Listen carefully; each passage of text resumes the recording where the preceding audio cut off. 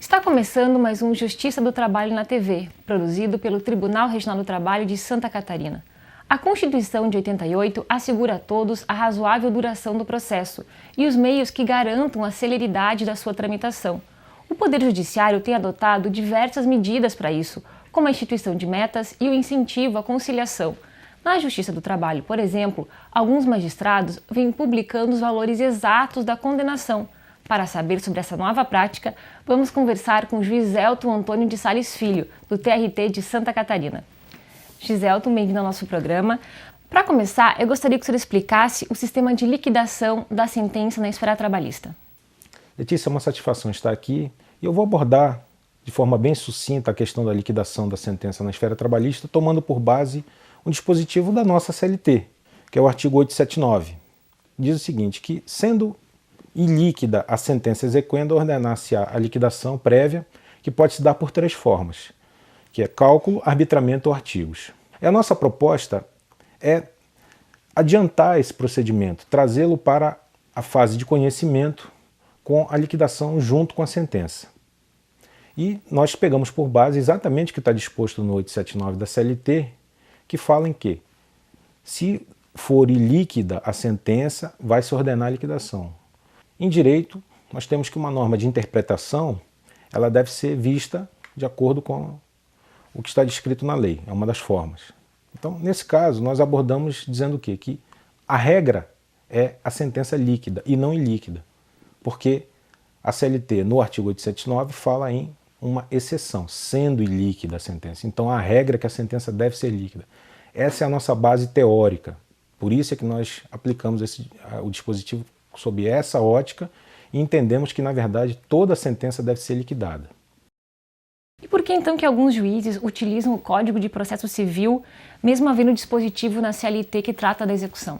É porque nos primórdios, se nós formos aos primórdios da Justiça do Trabalho, em que os pedidos eram mais simplificados e que envolviam basicamente verbas rescisórias, horas extras eventualmente, se você for verificar historicamente a Justiça do Trabalho, as sentenças eram líquidas. Elas já vinham apontando o valor, que era para permitir exatamente o início da execução de forma célere e segura, que foi um fator que sempre nos dissociou, ou nos diferenciou, melhor dizendo, dos outros ramos de justiça. Nós sempre tivemos a celeridade no nosso lado, mas sem deixar de observar a segurança jurídica. Então, com o tempo, com as sucessivas reformas e com o acúmulo de competências que nós temos, nós acabamos nos afastando um pouco desse princípio de celeridade e, digamos assim, uma coesão na fase de conhecimento para ir direto para a fase de execução e acabou se criando a fase de liquidação por conta da complexidade dos processos. Então, muitas vezes o juiz do trabalho vê necessidade de aplicar alguns dispositivos do CPC porque modificou-se um pouco a estrutura da própria ação trabalhista para incorporar pedidos que eram anteriormente mais vinculados ao processo civil. E o senhor defende que a sentença líquida, ou seja, o valor exato do que é devido ao trabalhador, é um importante instrumento para alcançar a razoável duração do processo. Por quê? Exatamente. Veja que o movimento, eu estou tratando aqui historicamente de um movimento que acabou por burocratizar o processo, o que acabou gerando no processo civil a chamada crise do processo. Na década de 70 isso foi muito debatido, na década de 70 e 80 foi muito debatido, e chegou-se à conclusão que o processo estava sendo lento, caro e ineficiente. E aí buscou-se no processo civil várias respostas, com as sucessivas reformas que trouxeram novos dispositivos, como a tutela antecipada, a possibilidade das cautelares, liminares, etc. E na Justiça do Trabalho, o que é que se verificou? Bom, nós estamos indo na mesma toada de começar a ter mais dificuldade em resolver os processos, com mais lentidão, etc. Então vamos buscar o quê? Vamos buscar instrumentos que nos permitam voltar à nossa origem, principalmente a nossa origem, quando eu falo, é da Justiça do Trabalho mesmo. A celeridade, a segurança e a certeza do trabalhador poder obter o resultado, que é o quê? Desde que seja reconhecido o crédito, que é um crédito de natureza alimentar, isso possa ser obtido da forma mais rápida possível para possibilitar a execução, para que a pessoa possa ter efetivamente o resultado prático do processo, que não seja meramente um pedaço de papel, a sentença não seja meramente um pedaço de papel que ele vai pendurar na parede mas sem o resultado prático. Então, dentro dessa perspectiva, a sentença liquidada, ela traz o quê? Celeridade e certeza, porque nós abolimos a fase de liquidação e a inserimos junto da fase de conhecimento. E automaticamente, após o trânsito em julgado das decisões, nós podemos ir basicamente e rapidamente à fase de execução, que é o objetivo do processo. É o que o TST e o CSJT denominam corretamente de gargalo do processo, a execução. E uma das formas de você ter um resultado é obter o valor devido num tempo menor, porque aí você pode alcançar o devedor com mais rapidez. Muito bem. E no caso dos tribunais, eles não podem obrigar os magistrados a decidir com os valores já calculados. De que forma eles podem incentivar para que os magistrados passem enfim, sentenciar com os valores já definidos? Aqui em Santa Catarina, nós temos um pioneirismo nessa questão. A adoção de um prazo diferenciado para que o magistrado prolate as sentenças liquidadas. O prazo previsto para a prolatação de sentença normal no CPC, que se aplica a todos nós, magistrados do trabalho, são 10 dias. Aqui, se o magistrado prolatar a sentença com o cálculo, esse prazo se amplia para 40 dias. Então ele permite que o magistrado consiga fazer frente, e essa experiência eu tenho já de vários anos aqui, consiga fazer frente à necessidade de trabalho, à quantidade de trabalho, e ao mesmo tempo consegue obter esse resultado com a prolatação da sentença com os cálculos. Então ele ganha 30 dias a mais para conseguir fazer a sentença. Exatamente. E com a adoção dos procedimentos mais céleres que nós temos com o Juriscalc, que é o programa de cálculo que nós utilizamos, nós verificamos, já temos mensuração disso, estatística, que você não utiliza 30 dias para fazer o cálculo. Então ele acaba tendo um tempo maior para fazer a parte escrita da sentença, sem que ele seja considerado desidioso, vamos dizer assim. Ele não atrasa a sentença, mas consegue fazer frente à necessidade, porque ele não tem só uma sentença para fazer, ele tem audiências, várias sentenças, todo dia, dia após dia, então isso acaba se acumulando e ele consegue fazer frente ao trabalho e ao mesmo tempo alcançar o objetivo, que é prolatar a sentença com o cálculo.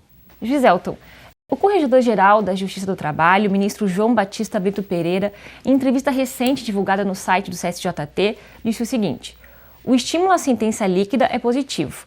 Penso que, com a estrutura que temos hoje, com pautas longas de instrução e de execução, o juiz tem uma dificuldade muito grande. Precisa ter um ambiente específico e, para mim, esse ambiente está logo depois do trânsito em julgado. Eu gostaria que o senhor comentasse essa afirmação. Eu entendo a afirmação do excelentíssimo senhor corregedor, porque realmente isso é uma realidade. Contra fatos não há argumentos. Nós temos realmente um acúmulo de serviço, muito processo para resolver, tanto na fase de conhecimento quanto na fase de execução. Mas eu observo o seguinte: a Resolução 63 de 2010, que é oriunda do CSJT, ela observou a possibilidade de acordo com o movimento processual das varas, nós termos mais de um calculista, 2, 3 ou até 4 calculistas. Então, por esse lado, na questão de estrutura, eu acho que, desde que seja implementada essa condição da Resolução 63 quanto ao número de calculistas relacionado ao número de processos na fase de conhecimento, nós não vamos ter dificuldade de prolatar 100% das sentenças em que haja sucumbência, ou seja, em que haja um pedido a ser liquidado, um crédito do trabalhador, de forma líquida. Não vejo dificuldade quanto a isso, até porque nós já fazemos isso hoje, eu pessoalmente já faço, utilizando, na verdade, até a minha assistente. Eu nem utilizo o calculista da vara. Exatamente, por isso que eu ia falar. O senhor atuou na cidade de Criciúma, no sul de Santa Catarina, e nesse tempo publicou somente sentenças líquidas e fez algumas constatações estatísticas interessantes. O senhor podia compartilhar conosco? Sim, eu redigi um artigo que foi publicado na revista da Anamatra, de Direito e Processo, que é um artigo que tem a parte teórica explicando o porquê de fazer a sentença liquidada, e grande parte do artigo são planilhas. Planilhas mostrando exatamente isso. Quanto tempo demora um processo desde o ajuizamento até o momento em que nós possamos executar. E quando é que nós podemos executar o crédito ao trabalhador? Quando ele é líquido e certo. Aí ele vai ser exigível. Ou seja, nós temos o valor incontroverso, não há mais discussão quanto ao valor. E nós pegamos processos do mesmo local, na primeira vara de Criciúma, com diversas variáveis, como por exemplo, processo que há recurso, com e sem sentença liquidada. E tivemos algumas constatações. Por exemplo, a média do prazo para definição desse valor incontroverso, quando a decisão inclui o cálculo, é de 180 dias. E quando não é feito o cálculo junto com a sentença, ou seja, a sentença é ilíquida, sobe para 404 dias. Então nós temos mais de 200% de diferença, quase um ano de diferença. E tivemos também uma estatística que eu cito, que é quando não há recurso, a média, a prolatação da sentença até a definição do valor incontroverso foi 17 dias e meio. E quando não era prolatado de forma líquida, 224 dias. Quer dizer, a diferença foi muito maior, mais de 1000%. Então nós vimos na prática que o sistema funciona. Ou seja, se você prolatar a sentença de forma líquida, você vai ter um resultado mais rápido com a mesma garantia de que se não fizesse. E é esse o nosso objetivo, ter o processo resolvido no menor tempo possível. Isso quem diz não sou eu. É a Constituição Federal que alçou o princípio da razoável duração do processo a essa categoria. Ele é princípio, ou seja, o processo tem que tramitar num tempo razoável, ele não pode tramitar num tempo excessivo. E nós observamos com essa estatística que o processo vai tramitar num tempo menor com grande segurança. Ou seja, alcançaremos o objetivo da razoável duração do processo. O TRT de Santa Catarina publicou em julho o seu primeiro acórdão incluindo os cálculos, reformando uma sentença também de valor exato. Pode haver aí uma mudança de cultura? Eu espero que você esteja certa, que isso seja, na verdade, não uma pergunta, mas uma afirmação. Pode haver uma mudança de cultura e que realmente isso ocorra. Porque nós vamos mudar a engrenagem, nós vamos passar a ter resultados efetivos. Não que hoje nós não tenhamos, mas nós precisamos claramente de mais tempo para alcançar esses resultados com a sentença líquida. Com a sentença líquida, não. Nós vamos ter maiores resultados em termos de, como eu disse antes, nós vamos alcançar o resultado mais rapidamente, nós vamos ter a resposta mais rápida com a sentença, com o cálculo, o valor incontroverso. Então eu espero que realmente mude essa cultura e que isso passe a se tornar uma coisa constante, até em segundo grau. E eu fico muito satisfeito que isso tenha ocorrido. Juiz Elton, os operadores do direito já contam com um sistema de ajuda no cálculo do valor devido ao trabalhador. A ferramenta é o Juriscalc. Como ele surgiu e quais as vantagens? O Juriscalc foi um programa que surgiu lá na 8ª Região, Tribunal Regional do Trabalho do Pará e Amapá, no final da década de 90 e início da década de 2000. Ele foi criado exatamente com essa ideia. Antes mesmo do Instituto da Razoável Duração do Processo estar previsto na Constituição, já se pensava nessa ideia de chegar a um resultado mais eficaz e mais rápido. E foi por isso que ele foi criado. E a vantagem é exatamente essa, é autoexplicativo. Se você alcança o resultado mais rápido e com mais efetividade, você vai deixar o trabalhador, que tem direito ao crédito, mais feliz. Os advogados também podem utilizar dessa ferramenta. O senhor percebe alguma resistência na hora de apresentar a petição já com os cálculos? Na verdade, nós não temos ainda essa cultura aqui no TRT 12. Alguns tribunais, pelo menos o TRT 8, eu sei que já existe isso de utilizar a petição inicial líquida. Aliás, sempre foi assim, desde que o programa foi implantado.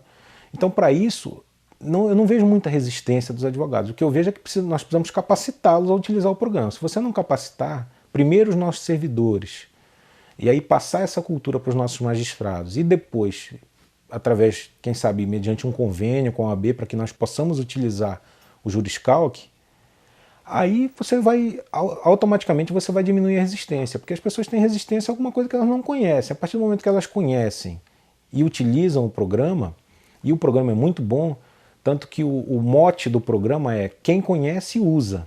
É o lema do Juriscalc que é esse, quem conhece usa. Então, voltando, a partir do momento em que as pessoas têm o conhecimento do programa, elas vão utilizar essa experiência que nós já temos de outros regionais. Uhum. O senhor poderia dar detalhes de como funciona a ferramenta num cálculo simples, por exemplo, como a apuração de um cartão-ponto de trabalhador? Esse, na verdade, não é um cálculo tão simplificado, né? Porque você tem que ler os registros do cartão-ponto e digitá-los no Juriscalc. Isso nós já consideramos o cálculo de média complexidade. Mas é dessa forma, o programa ele lê, você digita os horários dos cartões-ponto no programa e ele automaticamente faz o cálculo. Existe uma ferramenta que está sendo utilizada em Mato Grosso, salvo engano, que é um leitor de cartões-ponto. É um programa como se fosse um scanner. Eu não tive ainda bem contato com o programa, mas já ouvi falar dele. que é um scanner que lê o cartão ponto e automaticamente transmite os dados para o juriscalc ou para um programa de cálculo que seja utilizado.